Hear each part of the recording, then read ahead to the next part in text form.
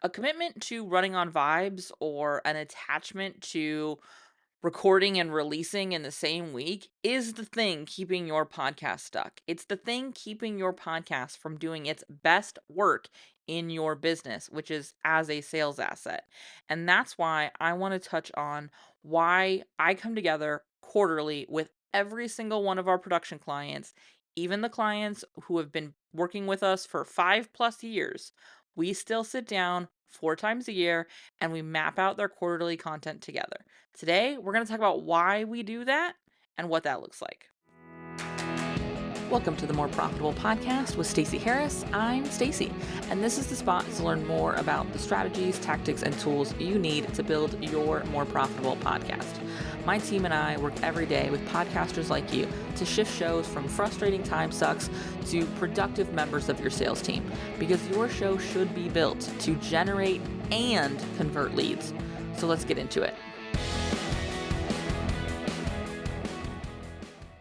Are you feeling it? Are you feeling the shift in the energy as we move fully out of summer and fully into fall and launch season for some, conference season for some? We've got clients who have got launches, we've got clients who are speakers and they're going into their busy season with speaking. We've got clients who are prepping for end of the year sales because this is when they do a huge amount of their business. We have clients who they make their sort of baseline annual revenue. It's sold in Q4. And that's why Q4 is maybe my best example of why quarterly planning is so critical. Because for a lot of business owners, and I know this isn't you and me, but let's just we need to be honest about this. For a lot of business owners, they think they don't have the time. They're so busy getting the show recorded and out, or showing up on Instagram stories, or filming TikToks, or, doing client work. We've all been there, right? That they're like, I don't have time. I'll just sit down and record something that came up in a client conversation, or whatever's on my heart. That one really gets me. Okay, that one, I'm gonna be honest, that's a trigger for me. Uh, but it's so funny to me because the time investment of doing this quarterly planning is the thing that saves time. One of the questions I get most often is how I manage to batch 4 or 6 episodes at a time. And you want to know how?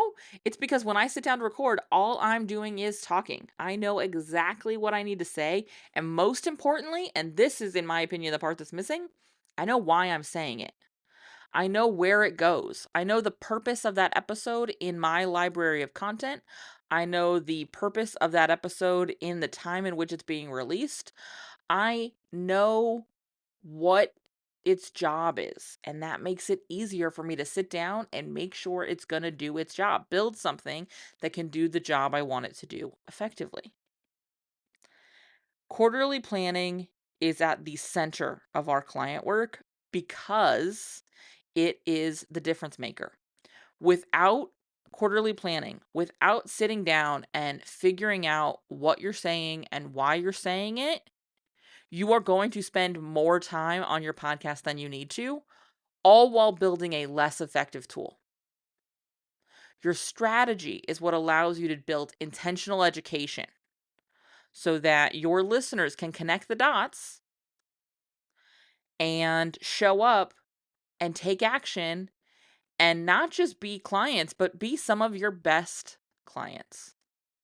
I'll be honest, in my 15 years of business ownership, which will technically hit in January, in fairness.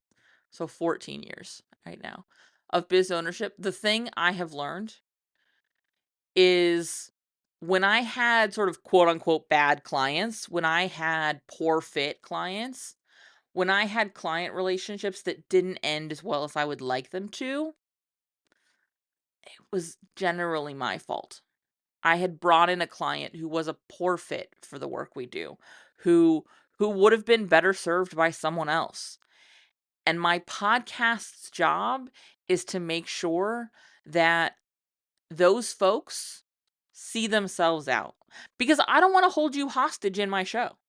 If I'm not the right person to help you, I don't want to be a distraction that keeps you from finding the person that's going to help you. Because in my perspective, in my view, that's the most important takeaway. Like, that's the most important thing, is that you find the right solution to the right problem that you're having.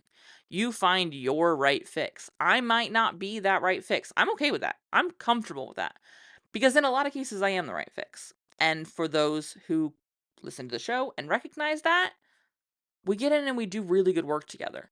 But what's interesting is, in the of my very nearly 15 years as a business owner, I have had a podcast for 13 of them, which is crazy. What I can tell you unequivocally is the clients I have my best, most longest working relationships with, they were nurtured and educated through the podcast before we started working together. The clients who I have struggled with, or who it's not worked out with, they never listened to the show before we worked together. And I'm not saying that the show is some sort of magic thing that makes bad clients good. I'm saying it made sure we were on the same page. It made sure that we were using the same language. We had the same expectations. It made sure that they were able to show up and get moving and get results, whatever those results were in that instance, quickly. To get support, meaningful support that was the right fit for what they needed. Because they had expectations and understanding. Because I had educated them into being the right client. And more importantly, I had educated them into identifying how to best show up in the container. That only happens from intentional education. That only happens when you set up the dots so that they can be connected. So that sales don't just happen more quickly. They don't just happen more easily, but better quality sales are happening. Higher quality sales conversations are happening. And here's the great thing, is when I start having higher quality sales conversations, I'm able to create even better podcast content, which creates even better sales conversations, which creates higher quality sales content on the podcast. These things feed each other. But they feed each other because I'm being strategic about what I'm putting in front of you. I'm being strategic about meeting you where you are when you need it. And that's why this quarterly strategy matters, because it is a time, 4 times a year, that I am able to step out of recording, of marketing, of getting all of this content out, and look at everything collectively. I can look at what my sales goals are. I can look at who I need to be talking to. I can then meet those folks where they are when they're ready to make their decision. And that's what I want us to talk about today, because this is so often the missing component. And frankly, it's the thing you can fix without hiring anyone. Now, I will say it is easier with a buddy. It is easier when you work with me. And this is one of the reasons we're talking about this today, is because we're doing this with our production clients right now, but also because we're coming up on sort of the end of the year as far as podcast strategy intensives go. And podcast strategy intensives are the easiest way for you to add this to your podcast production without the commitment of production services with our team. We have a lot of podcasters who are like, I like DIYing my show. I like using the tools I'm using. I like the editor I'm working with right now, but I can see why this component needs to be there. And that's why we built the podcast strategy intensives, is to serve those folks. And so if that's where you're sitting, before we get into this, I just want you to know your last chance to sit down with me this year for a podcast strategy intensive is coming up. So if you want to start your year with a content plan built to drive sales, let's say you've got a Q1 launch, this is going to become really important. We're going to need to sit down in October. So you're going to want to head to uncommonlymore.com/intensive and reserve your spot, or book a time to chat with me to see if that's the right fit for you right now. All right. uncommonlymore.com/intensive. We'll talk about it more at the end of the show, but I right up front, I wanted to let you know if you want to do that with me this year, we're getting into sort of the final opportunities to do that. The last few spots are open now, and once those are gone, we'll be booking next year's. So you wouldn't be able to sit down with me until Q1. Just wanted to let you know up front. So let's shift gears from this is important because I believe in you and I believe that you understand how important this is. And so I want to talk about why it matters, but also in the context of how we're doing it, right? Because one of the things I'm looking at when we sit down with our production clients is, have the goals of the show changed at all? And I think this is something that comes up a lot this time of year, right? For a lot of our production clients, they're coming off sabbatical. They've been doing some self evaluation. They've been looking at the business. They've been thinking about sort of how they want to show up. And really, we're using Q4 as sort of a launch pad for the following year, right? We're setting ourselves up for what we want in the coming year as we close out this year.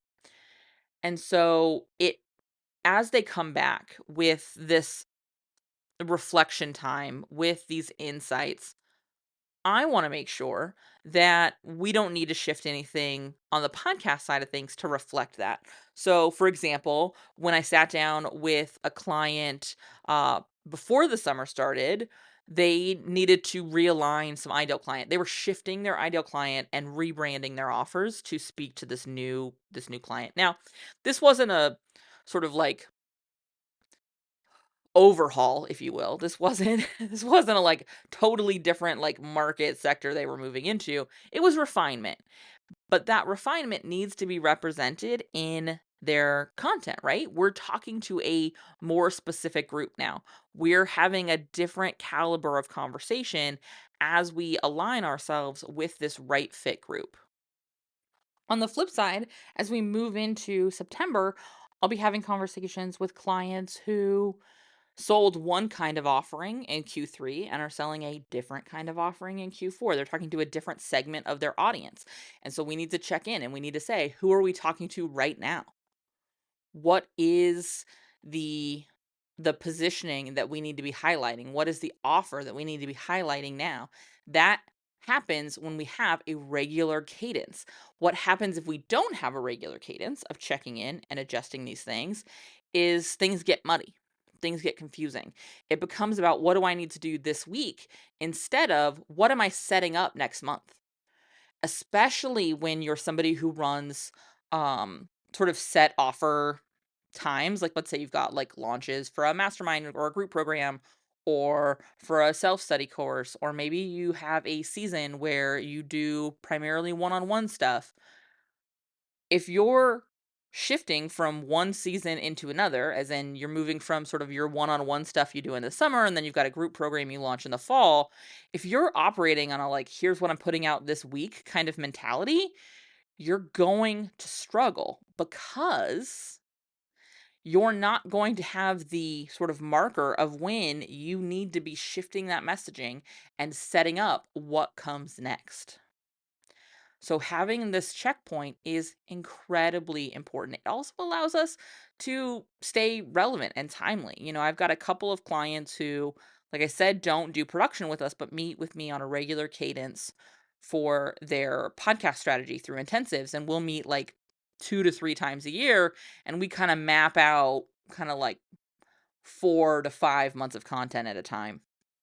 And one of the things they have to be really mindful of, because I'm not in it with them, is as we get to those later episodes that we're planning, we'll often kind of have alternates, or we'll speak to something that sort of always happens at that time. We're looking for ways to create sort of that timeliness and that relevance by what do we know is happening here. A great example is in one case, they are somebody who supports speakers with putting together their uh, talks and sort of like stage presence and like that kind of stuff, like a speaker coach, right? And so we know there are times of year where they have an uptick in business and it tends to shoulder actual conference season. right? Because maybe somebody just went through conferences and they're kind of debriefing and they're like, that didn't go as well as I would have liked it to go. And so they decide to look for help. Or on the flip side, they think, oh, hey, I've got 4 talks I'm giving in March. It's January. I better get myself together. And so they'll reach out then. We know that. And so when we sit down and we do their planning, although we are looking at a bigger picture, we're really looking in those episodes that are furthest away from that time in which we're planning. How do we ground this in what's happening for the listener then? How do we ground this in what's happening in your business? What does that season look like for you? I think so often when we talk about seasons, we just think about like holidays, right? We just think about like the changing of the weather, but we all have seasons in our business. We all have seasons in our lives where things look different, where we have specific needs or we have specific things we need to speak to. And that's what I want you to be looking to ground things in. If you do need to stretch that planning out a little more than quarterly, but honestly, even when you're looking at quarterly planning, it allows you to say, what's happening in this next season for me? What's happening in this next season for our clients? And what's happening in this next season for our offers? So what does this really look like in practice? Because, we're talking about, the cadence here and how much time, but it really comes down to the 3 questions I talk about a lot. What are we selling? Who are we selling it to? And how are we selling it? When we look at these questions, we get all the other answers. Well, first we get more questions, but then we get all the answers to those questions. So when we look at what are we selling, we're really anchoring in the offer we want to be driving people to in the next 90 days. This allows us to start asking questions around how we sort of introduce people to that offer. What do they need to know before they decide that this is the right offer for them? And so we're looking at, what are we selling? What is the thing? Because that helps us look at that, who are we selling to, right? We want to identify the audience inside your audience, really, that segment, if you will, that is going to be ready for this offer. Because we all kind of have the big picture pie, right, of who our audience is. But then as we look at the different ways we work with our clients, there are niches inside of that sort of ideal client pie uh, that work best for different offers. For example, the folks who work with me in a podcast strategy intensive are not always the exact same people who work with me for ongoing production services.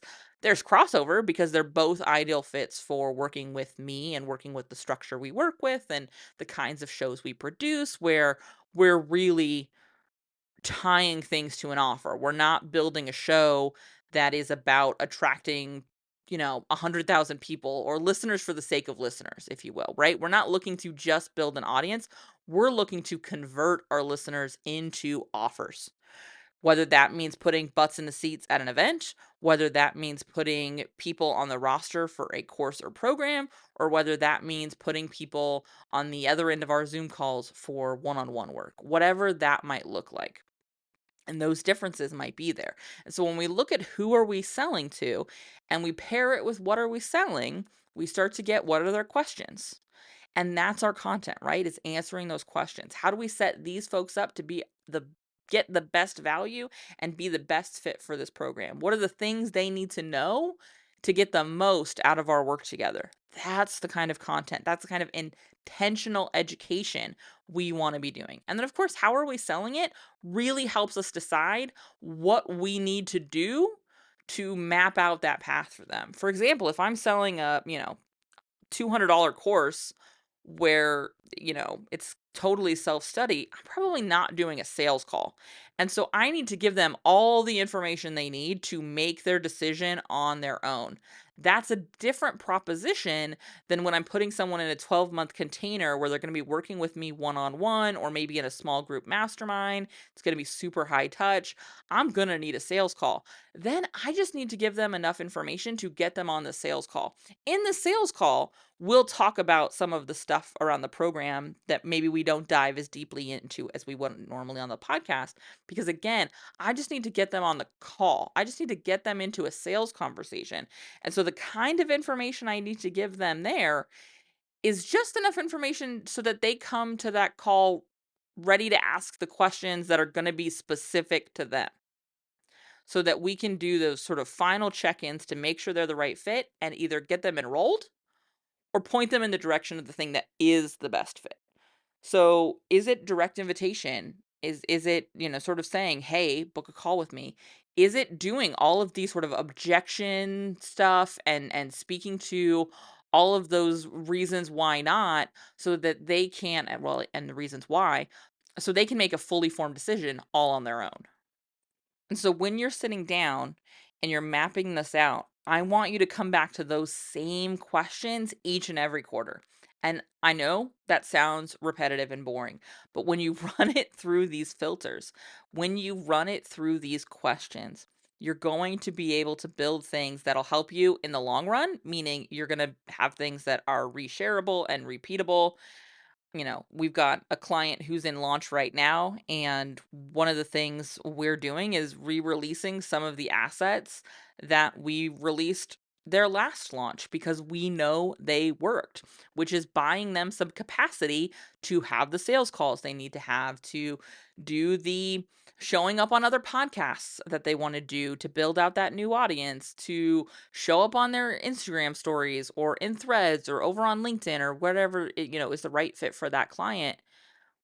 This planning, this intentional work is what built them an asset that buys them capacity now. So this is what helps sort of keep us from getting burned out on our show, from spinning our wheels with our show, from missing opportunities to connect dots for people and really see the kind of conversions we want to be seeing, and or it prevents us from creating content that simply doesn't speak to what we're doing right then in our business, which is one that came up this summer in a podcast strategy intensive of like, oh, I couldn't tell that that's what you sold or who you talked to from your podcast because you just kept talking about what you'd been talking about on the podcast, even though your business has taken a very different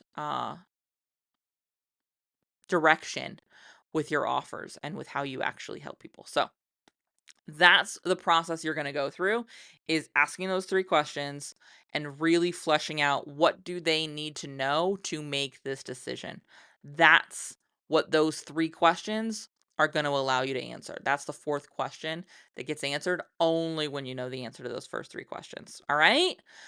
If you want to do this work with a buddy, I'm your buddy. We've got spots open now for our sort of last stretch of the year. Our Q1 planning really is what it will be. But you'll do it with me here in Q4. Head on over to uncommonlymore.com/intensive to grab your spot. If you want to talk first, totally okay. I'm happy to do that. On that same page, you'll find a spot to book a 15-minute call with me. However, if you're just raring to go, I'm not going to make you talk to me first. You can go ahead and reserve your spot right now. Easy breezy. All right. These are our last spots for the year. We will open up the Q1 sort of next year spots as we fill these end of the year spots. So look out in November for those next year spots to be open. If you have any questions, I'd love to hear from you. Hit me up in the DM, send me an email. I accept all things except carrier pigeons because I don't do birds. But I will see you right back here next week. Bye. Thanks so much for listening to the show. Remember that content consumption does not make changes. So commit to doing something from today's episode. Maybe it's taking action on what we talked about. Maybe it's reaching out to me and learning more about podcast strategy intensives or what podcast production looks like with our team. All of that is over at uncommonlymore.com. And if you haven't yet signed up for the podcast newsroom, I want to remind you that is a great next step. If you're not really sure what comes next, hang out over there.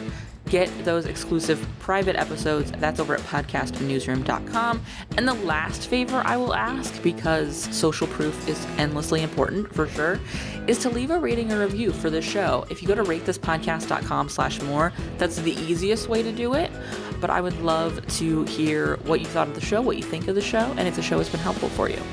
I can't wait to chat with you. So this is just the start of the conversation. Reach out so we can keep it going. Talk soon.